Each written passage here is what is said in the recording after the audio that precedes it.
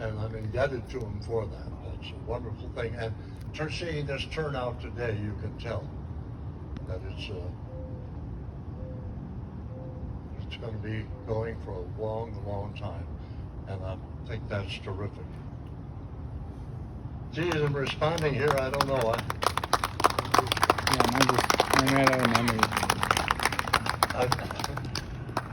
I feel like a shoulder strap on Dolly Parton's brassiere. Realizing I have a big job to do here, but wondering if I'm capable of carrying the load. By the way, we're not only here to celebrate this event, this is also the wedding anniversary for Nancy and I. 1959. Max McGee, Green Bay Packers, you're familiar with him. He was in part responsible. Caught the first pass in the first Super Bowl. And Maxie I've known for a while. And he stopped into town on one occasion and said, "Z, what's going on in the town?" And that meant, let's hit a few watering holes and see if we get lucky. Well, so we did. We got together, and I had been told about Nancy from a salesperson when I was in radio, but before I went into television back in 1955 and 6. The radio salesman told me, came in and said, "Oh, Z, there's a chick over there in the drugstore on that north side, and she's worth looking at." So, fine, I went and looked. I pretended I was going to buy something. At that time in radio, the pay I was getting, I couldn't afford it. But I walked in now. I didn't know her name and I didn't know who she was. But when I saw her, I knew right away who he was talking about. This was this lovely young girl, 1954, 55. But I thought, well, what are we going to do about this? But then I found out she was engaged. And so I thought, well, that kind of takes care of that. Although I knew that I had feelings for her and that I would like very much to continue them, but hey, you're engaged, you're engaged. Then that's where Max McGee came. When Maxie would come into town, give me a call and say, "Hey, Z," there's a little pause between that. "Hey, Z," not "Hey, Z." And we went out, and things were not that good. It was St. Patrick's Day, 1958. And Max and I hit a couple of watering holes, and then he was going to go back to Green Bay. And to go back, he had to go through Rothschild and Schofield. And there was a place called Malarkey's. And Malarkey on St. Patrick's Day could stay open late, another extra hour. So we had closed up the regular hours. He was still open. And he said, "Well, see, I'm going back to Green Bay." And I said, "Max, there's a place on the end of town. Let's stop and see what's happening." Because they can stay open. Malarkey's could stay open an extra hour on St. Patrick's Day. We walk in, and my eye, first of all, catches a table of some young ladies, including Nancy. And I saw her, and I said, "Oh, Max, there's a young lady that has really taken my eye. If you don't mind, I'm going to..." "No," he said, "don't worry about me. I'll take care of myself." I said, okay, Max, thank you. I went back to the table with Nancy and her girlfriends or co-workers at that time. And then the evening came to a close at 2 o'clock. I said, well, Nancy, can I take you home? And she said, yes, you may. I thought, that's wonderful. So we got in, said goodnight to her girlfriends, and I took her home. No hanky-panky, nothing. Dropped her off. And then she said, Mark, I left my camera at Malarkey's. It's on the floor under the window where we were seated. I said, hey, Nance, Sir Galahad will take care of that, maybe. I'll get it for you. She said, and put it in between the doorways. Here, that's fine. So I drive back out there, and now it's a little later. I walk in, the place is kind of empty, and Max, I can't see Max. And I turned to Malarkey, and I said, Malarkey, where's Max McGee? What do you mean, where Max McGee? I said, Max McGee came in. Max McGee was in my joint? Absolutely. Wow. What would he look like? He says, I recognized you coming in. There was a guy next to me. I said, well, I didn't notice him particularly. Well, I said, he was certainly my height, if not taller. I said, a little receding at the hairlines, had this checkered sports jacket. He says, that was Max McGee. Well, our guy, he says, you just missed it. See, he left about 15, 20 minutes ago with 2 chicks. And I said, now you know that was Max McGee. And the one thing led to another. I put a little note in her camera box, said, let's have dinner together. And I thought, well, being engaged, if she were to acquiesce and go out with me, I wouldn't want to go out in Wausau. We'd be recognized. It'd be embarrassing for her. I had some friends, Tom and Josie Wilburn, that owned a place down in Wisconsin Rapids, and Wilburn's, and I figured I'll take her there. So I left a little note in the box. Will you have dinner with me? Such and such. And she wrote back, love to have dinner with you. Oh, I said, Z, you still got it, buddy. It's still razor sharp.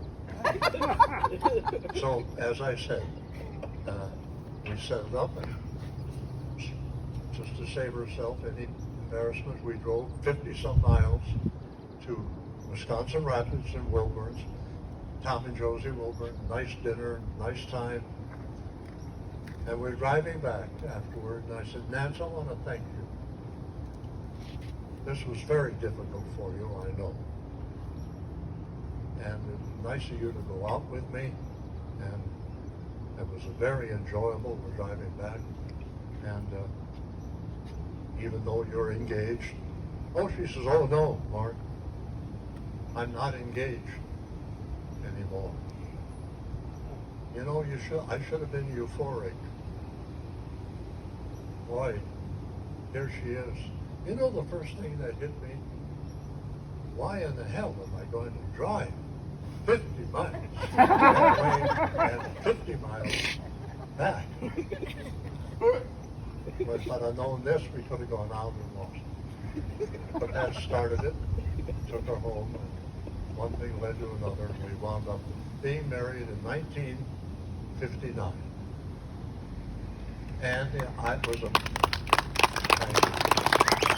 and we are celebrating our 61st anniversary on this occasion here this evening.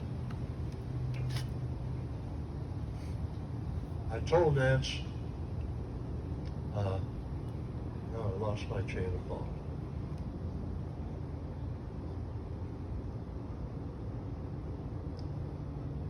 Doggone it. Shouldn't have had that old-fashioned dance. So I'm embarrassed, folks. So 61 years.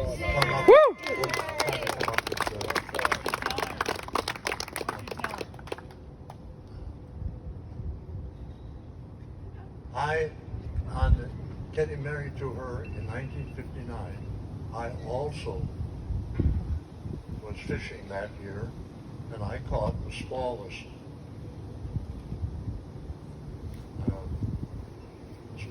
the biggest, excuse me, smallmouth bass in Maryland County in 1959. So Channel 7 decided, well, that's a pretty nice fish. So they came in to do a little interview and talked, and they turned to Nancy and they said, Nance, how do you feel about Mark catching that nice big fish? She said, I'm not overly impressed. I said, you're not? It's the biggest smallmouth in Maryland County. Oh, she says, I think I did a little better than that. Oh, the reporter said, I didn't realize you were a fishing person. What did you catch? That's the year, she says, I caught the tallest big mouth ass in Maryland.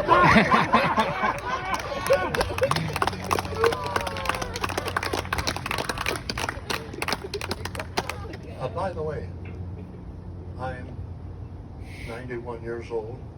I'm going to be 92 years old, God willing, in a few weeks. Anybody else here older than me? Anybody in the city older than me? Anybody in the state older than me? So we have a lot to celebrate. I, of course, was crestfallen when Channel 7 decided to end the tournament.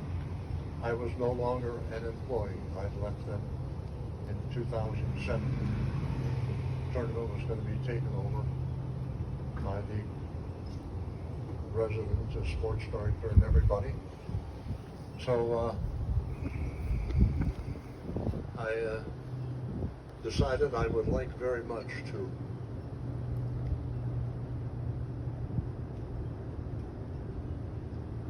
lost my train of thought again.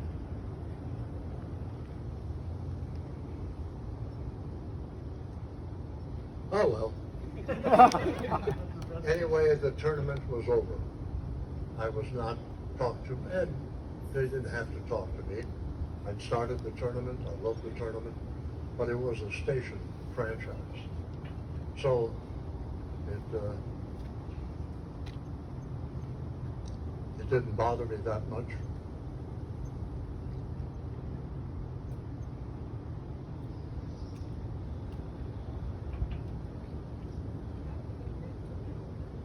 I'm sorry.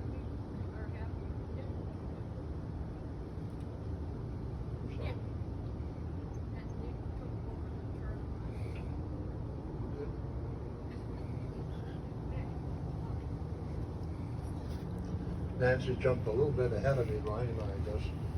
It was that after it ended in 2018, there was no tournament in 2018. In 2019, we were very fortunate that one of the participants in our tournament, Nick Bobble,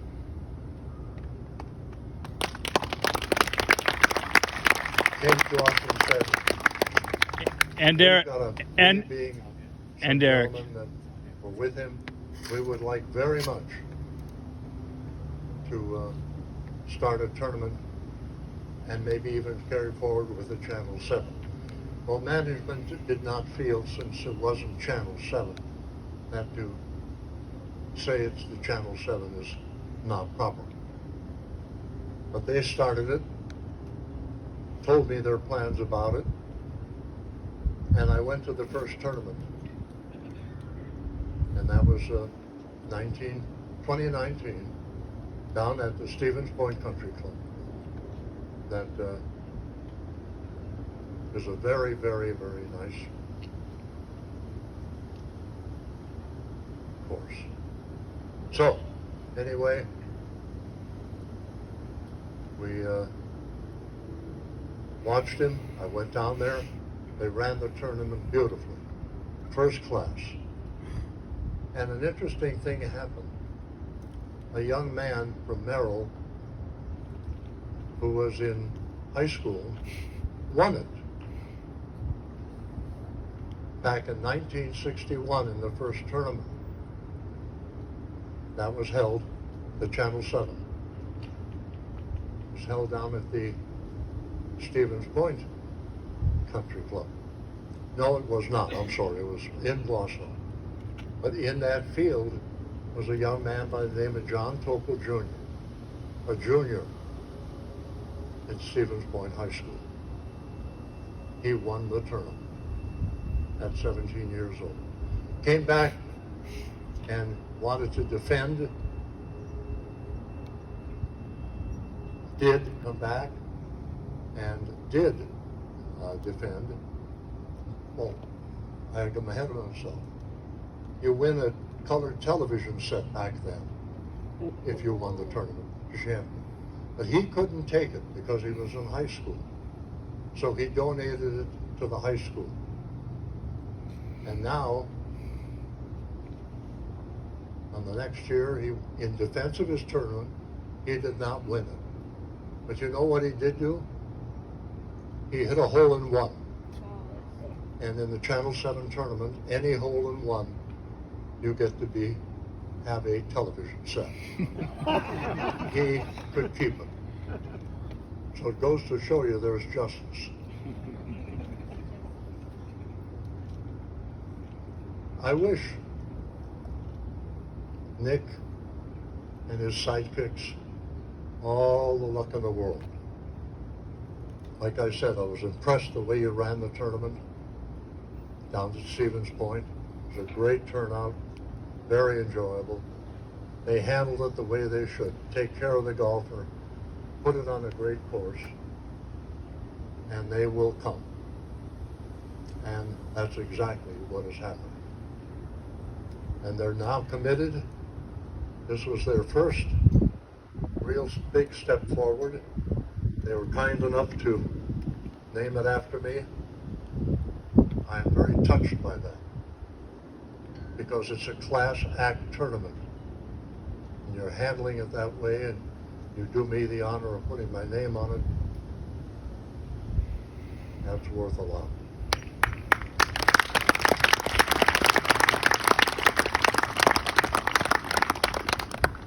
So there we are.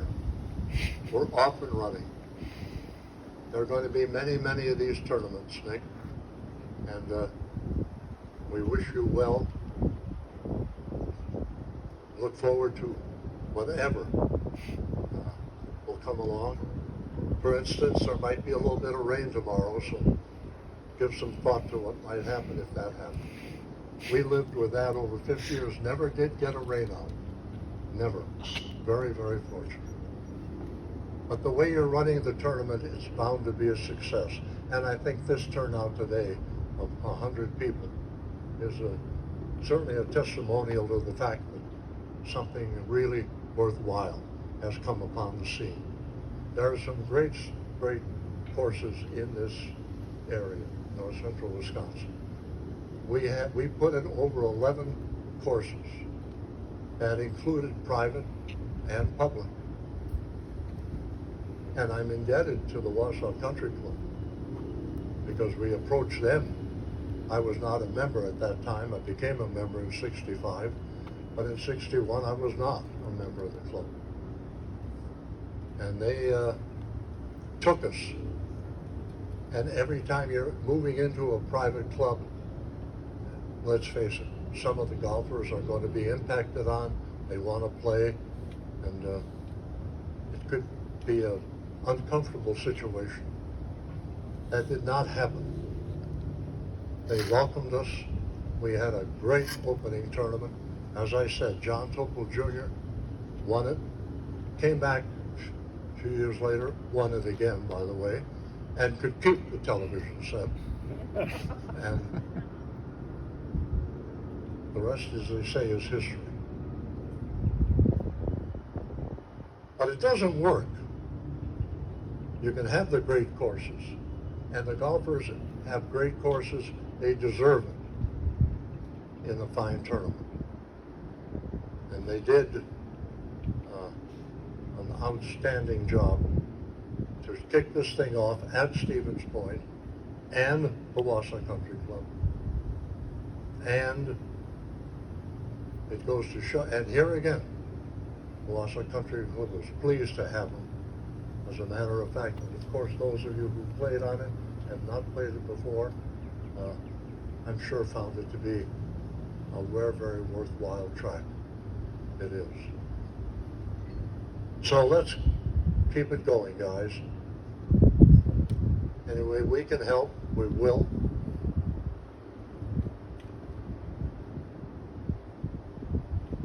It's been a great ride, ladies and gentlemen. A great ride. And even though it ended from the standpoint of the television and being on television, there was an extension of it through this tournament. And the nice thing about that was that, you know, when you're on television, there's no one there. There's a room with a camera, and back of the camera is a camera operator. Today, that's not even true. Everything is robotics, operated by remote control. No one is behind the camera. So you're sitting there in the studio all by yourself doing the news or sports or whatever you're doing. You didn't get to, and the people you get to meet generally because of what you do, Green Bay Packers, Kareem Jabbar, the Milwaukee Bucks, and all of the celebrity type of athletes and newsmakers, you get to meet them. But rank and file, you don't get to meet. So in that tournament, I made it a promise that I would stand on that tee all those years and introduce those golfers, because I had a chance to meet them. I liked them. Most of them, I think, liked me. And they just gave us a splendid tournament year in and year out. And they gave me a splendid opportunity to really relate to some truly outstanding athletes who are golfers in this north central area. So I appreciate that very, very much. Well, I'm nosing around here seeing where I want to go.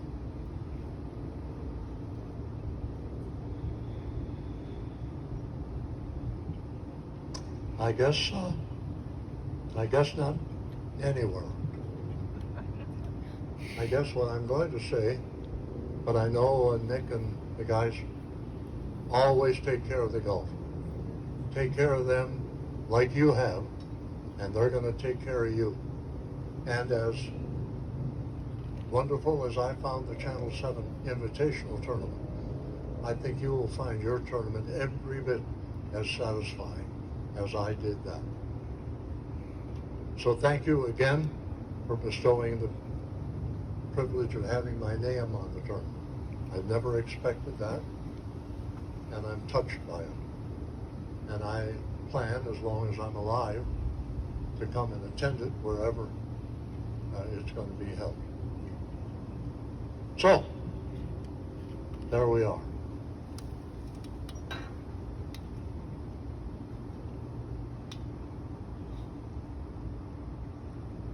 All in all, for me, it's been a wonderful ride. A truly wonderful ride. It was a pleasure meeting thousands of athletes. It was a pleasure meeting a lot of the professional people, but no pleasure was greater than my meeting every threesome that came up on that tee. Said hello, said, Mark, how are you? I watch you. Some said, no, never watch you. They were never invited again. But folks, thank you. Thank you for turning out. Thank you for being as kind and responsive through all of this.